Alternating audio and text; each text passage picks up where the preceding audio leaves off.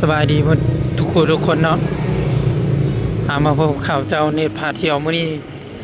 ข้าพเจ้ามาพามาเลาะเส้นสีหอมเนาะสีหอมตัวนี้เป็นเส้นจุดศูนย์รวมของผู้คนมาเที่ยวห้าน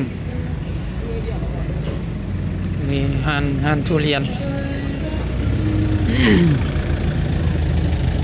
เนาะเป็นตลาดสีหอมตลาดมืดใจกลางนครหลวงเวียงจันทน์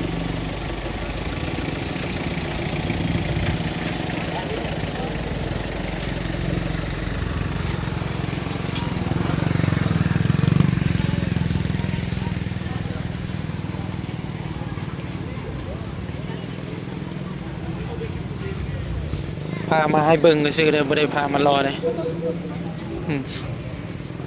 พามาขี่กาย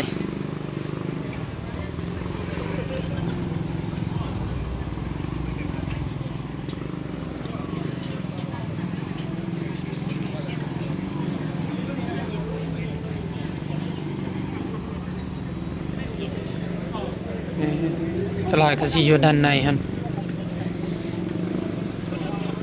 คนลาวคนต่างประเทศมีอย่างนี้อยู่นี่หลาย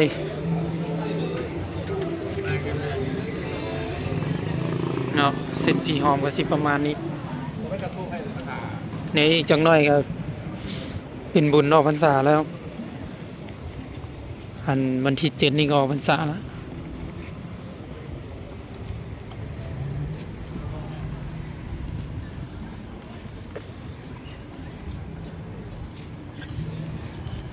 ตัวนี้ก็จะเป็นอาหารเกาหลี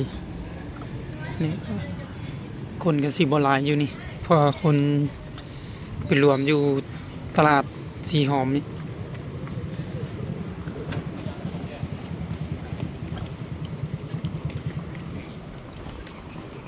คลิปนี้ก็สิจบเพียงเท่านี้เนาะฝากกดไลค์กดแชร์กดติดตามเอาเส้นสีหอมมาฝากกันขอขอบใจ